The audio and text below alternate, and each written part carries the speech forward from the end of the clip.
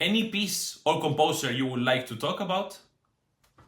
Well, there's many things to say, but obviously I just released like some Weber lately, and so I feel like first of all like it's always been like a music that I just liked like so much, and I just feel like close to it.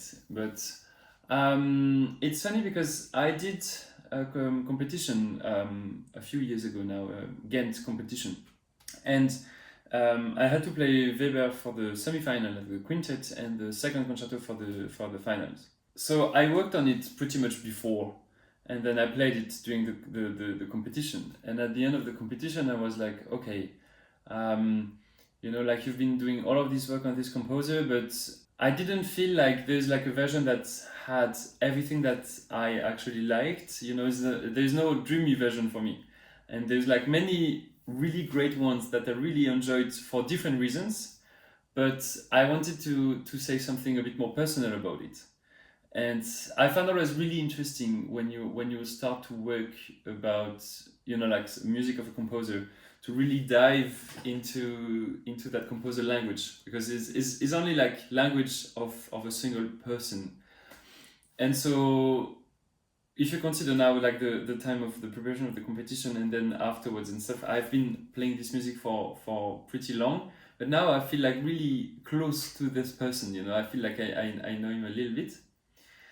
And the funny thing about Weber is that everyone knows about this really amazing romantic composer, like the singing guy, and Freischütz and Oberon and like Sylvanas, and all of these operas are like extremely, they're extremely beautiful, and like we know also the relationship with Bergman.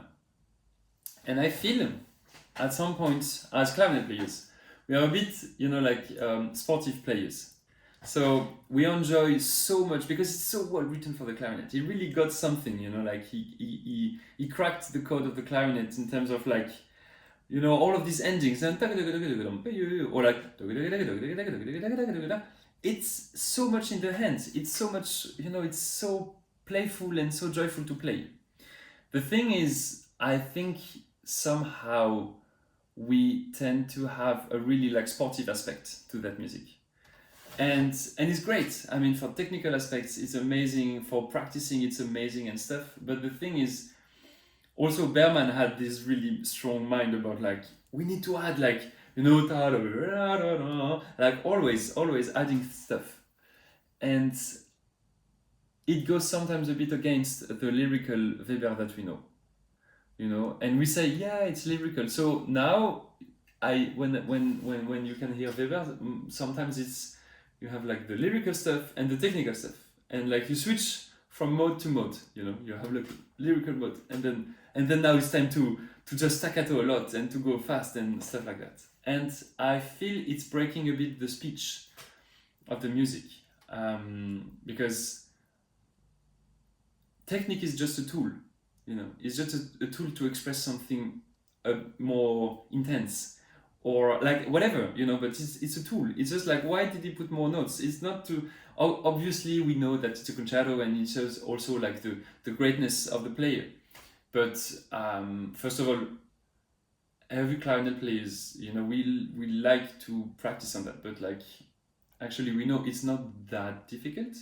Like it is tricky, but like anyone can play, and like anyone who's like practicing and who makes techniques every day and stuff like that, at some point will be able to play Weber, because the music is so rich and so good, but so well written. When for me, achieving like a Nielsen concerto, for example, this is like an achievement that I'm like, yeah, we can say like this is like not for anyone, and I'm like, what can I say, like, if you hear like amazing guys playing Nielsen, I'm like, yeah, this is Dialogue de l'ombre double, for example.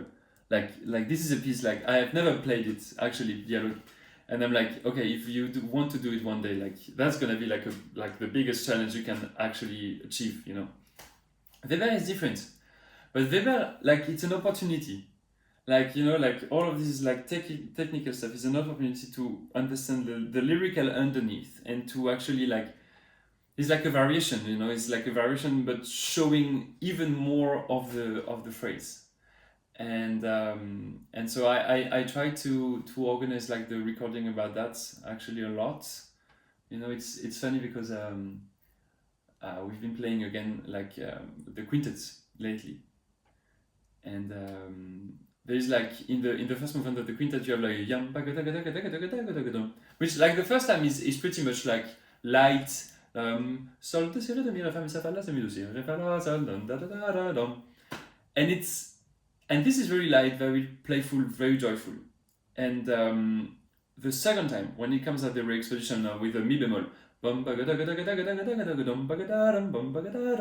a bit higher. The funny thing is like this gets after all of the development of the first movement, and it's so intense, and then it's the moment where like intensity is at the biggest, you know. But the funny thing is that the actual intensity comes from like ba-dum, ba-dum, ba-dum, with the viola, ba-dum, ba-dum, ba-dum, ba-dum, and with the fugato and the strings and stuff like that. And the clarinet is just like a embellishment of that really like intense singing of the viola. But if you start to play too loud the clarinet, or like you don't let space, I'm not saying you have to play piano or stuff, and obviously it's forte and stuff, but if you play, for example, this like taking too much space, then you miss out completely the ending of the movement. And obviously like it's difficult, you know, like it's a really shitty place for the clarinet. This one is mi bemol majeur, mi re fa mi sa fa la sol si la do si sa mi re. It's a bit annoying, and you've been practicing so good, so we want to hear also that you practiced, and we will hear it, but like don't show it actually. Like be more elegant than that. Like, you know, be like a Michelin star chef. You cook something amazing and then you bring it to your guest, but you won't say that, oh, this was so hard to do, and this, like, you know, like just be, oh, you know, this was, oh, for me it's a piece of cake, you know, like just like a few ingredients, but like even if you struggled, don't say it, you know, like yeah, because this is not the time to say it, you know. But then if you do like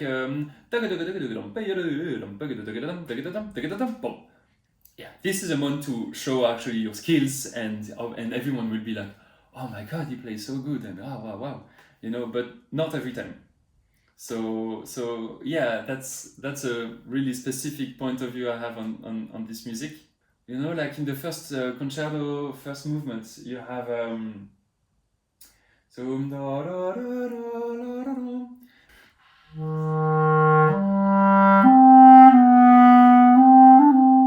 have all of this singing, and this obviously everyone is like and opera singer, as they should.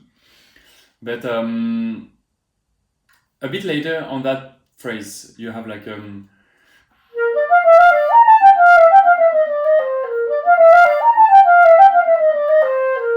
the theme that comes back, but like a re-exposition, and then you have the technical part that comes.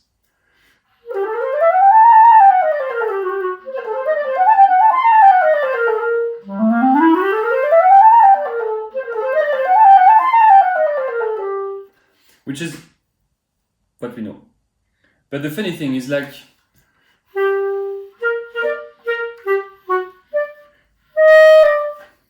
I think first time is the bassoon, and then there's a flute, and then there's oboe, and all of the instruments from the orchestra are coming and playing it, you know. And it's scaling up on the intensity to actually like of the clarinet and like the big finale. But if you play too much like you know, out, you completely miss out actually the speech of the orchestra.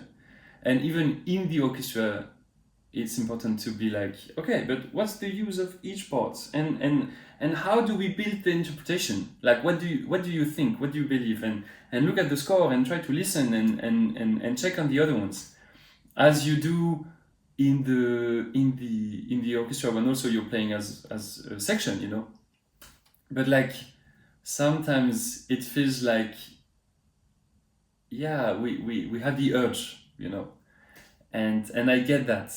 and it's normal, and it's great to you know, like to play a lot of stuff, and to be happy to play the clarinet, and to be happy to play fast, and to be happy to be a bit like exuberant. But I feel like with Weber especially, like there's a time for doing it. So yeah, and yeah. No, I mean, like it's just the thing is, the reason for playing this is because you have something to sing. That's the only thing, and like and to find a new way to be like the new Pavarotti, you know, like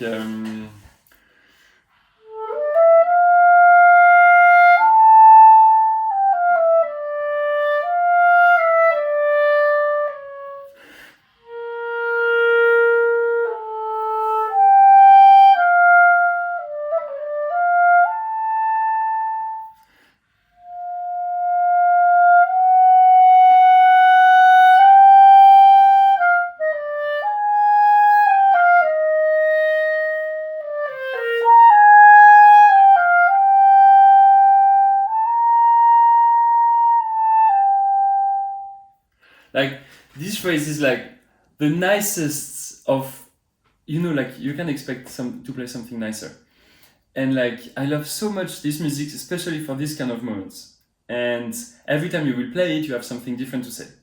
And for example, for me, one of my big struggle in this one is like I don't know what to breathe because I feel like so unnatural to breathe like and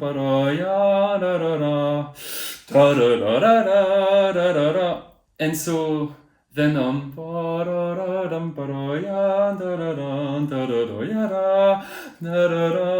also feels a bit, you know, like it breaks. And so at the end I just figured out of just not breathing, like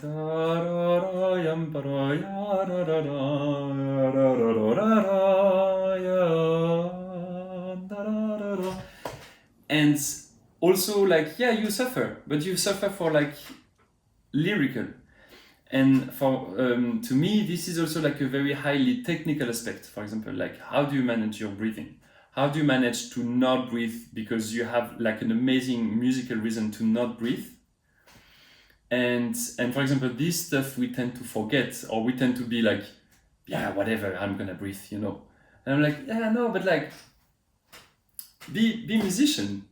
Don't be only technician. Like, try to, you know. And actually, like, no one cares about. No, I'm not saying no one cares, but like, I feel like we shouldn't care so much about like a finger that just ripped, you know, like plop. You know, and of course it has to be clean, and of course I realized that just before when I played like I didn't practice on like, you know, like but we don't mind. I mean it's important on concerts to be on point and stuff like that, but the most important is like, okay, but like what's your engagement, you know? What do you believe? What's your music? Because you hear amazing players. They used to really screw a lot in concerts, but the engagement of these people were like insane. And listen, Rubinstein, Oistrakh, and all of these people, like they are like crazy about the music they were making. And at some point, like they were over focused, and they were screwing things. But I feel like we shouldn't be too much. Thinking about the technical aspects. That's my. But that could be a very interesting.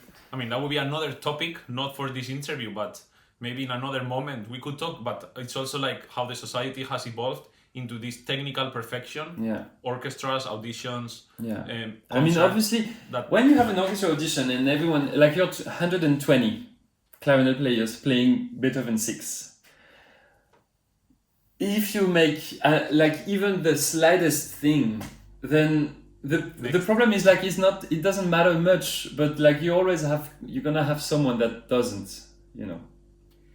But I have to say, now being in the path of the orchestra in Luxembourg, I feel more and more you feel the general level of someone, you know, and at least in Luxembourg, I try to be, and I think my colleagues also, we are really like easygoing. If you feel like someone amazing that makes just a single mistake, because there's no moment in your life where you have to play Daphnis and Chloe, Scheherazade, Tchaikovsky, you know, like all of these things on the same day. And obviously you have to be good. Obviously you have to know really what the repertoire and to not screw the music that you're playing. But also if you just think of, you know, I mean, like, we hear if someone is good, you know, and if it's just like just a single mistake, but like most important is like what brings this person, you know, like if this person is really like shiny musician and like you're like, I want to play with this person, you know, and sometimes maybe there's gonna be something, and that's life, and everyone's cool doing concerts. But like you have some musicians, you'll feel like, wow, such a great musicianship, you know. And this is usually like in final rounds. Maybe first and second round, I'd say still, yeah, it has to be quite perfect. But in the final round of the audition, you know, it's like try to make the path of the orchestra feel like they need to take you because they want to play with you. You're not gonna win the audition like you win like Olympic Games. You're gonna win because the players of the orchestra, they want to play the music with you, and it's not like showing them that you're the strongest that usually makes the choice. It's like showing them that you're the nicest to play with,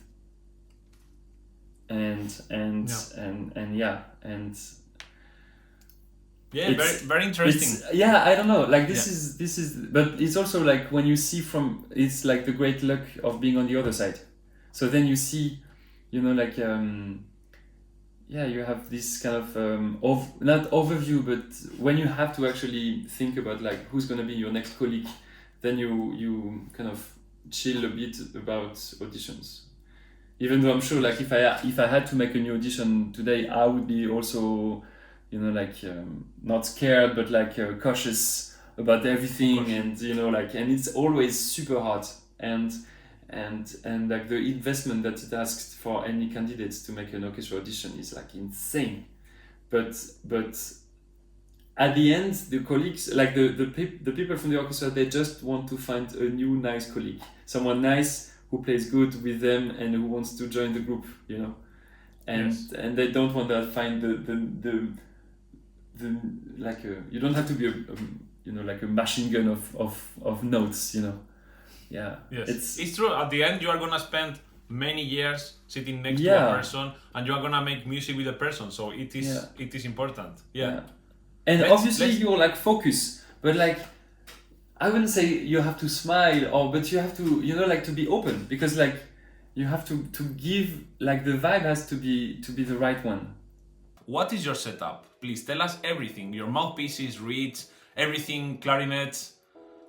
So my setup is a bit funky because I have some Grenadier legends for a few years now. That is my clarinet that I used to play the most, and A and B flat. But with this competition in Belgium, in Ghent, I won a set of wonderful Mopan clarinets. So now I'm alternating, like I'm playing both of them, Grenadier and Mopan, as I really like the two instruments. I think they're a bit different, so I don't use them for the same things. I'd say like sometimes the Mopan is a bit lighter, like a bit more rich in harmonics, but a bit lighter harmonics also sometimes. So if it's really classical or like chamber music, I like Mopan really much. This is like complete luxury. I realize like it sounds horrible. Oh, but funny enough, let me cut you there. Sorry, we had a live with Gabor Varga, and he has also Mopan clarinet. And Yeah. and actually on Olivier Paté, like we had an interview with him, and they also Yeah. said about that this is closer to the original clarinet, and that Yeah. they are not the grenadine clarinet. It sounds louder for orchestra, is better, but chamber music and the Mopin, Yeah. it's more. I kind of feel like this. Yes, I kind of feel like this. Even though sometimes I bring my Mopin to the orchestra, and sometimes I play chamber music on the other one. Depends on the mood. Also depends on how good they're repaired at the moment, because I go to Cyril Mercadier sometimes, but you know, like all of these things. So this is about the clarinets, and on that I play for now a few years now, Puccini Tosca from Koopmeier. I used to play a lot BD4 and B40. I'm a big B40 enjoyer. I feel like Koopmeier sometimes is a bit more balanced in a way that I can do easier more things, you know, like I feel Van Doren sometimes are like wonderful, but for specific things. And the problem is that when you have like orchestra and chamber music and concertos and stuff, like you need something that can also do a little bit of everything. And so I found like a better balance with Puccini Tosca at the moment. Even though I'm always like trying new things and stuff, and I have like this ligature, like the really fancy one from Van Doren, you know, the carbon one. I used to play also like a pink gold MO from Van Doren for a long time. Now I have this one because I like the freedom, but I have to say ligature I'm not super crazy about, as long as it works, you know, like most of the time it does the job pretty good. And reeds I play V12 3.5. Even though sometimes I play 56 because I always have like in my box a few types of reeds, like so always a few 56. I feel like 80% of the time I will play V12, but 56 it's good when the weather is a bit different, when I'm traveling or stuff. And I find nothing with the V12 because like it's closing or I don't know what, like, you know, when the weather makes that my reeds are shit, even though they are not so old or stuff like that, I try 56 and sometimes I can find my happiness in 56. And even for B40 before and stuff like that, I used to play a lot 56 as a backup reed. And I always like to have in my reed case like a lot of different ones. So then I play them every day, most of them every day. So I know about my reeds a little bit all the time. So which one is good and how is evolving and stuff. I keep a bit track of that. And sometimes a different cut can save your life if you really struggle with your reeds. Even though it's not gonna be for a long time, because usually V12 comes back to be the one that I want to play. But yeah, 56 can help. And yeah, and recently I play also a set of Wurlitzer clarinet, German instruments. Yeah, and The old Wurlitzer, because everyone, that's the conversation with the German system. The Wurlitzers from the 70s and from like new ones. Okay.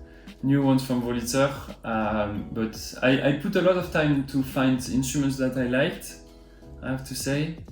I still have to adapt a little bit with them, but yeah, but this is just a side hobby of mine. I like to play on the Germans and to discover that all the culture and stuff like that, so this is very nice.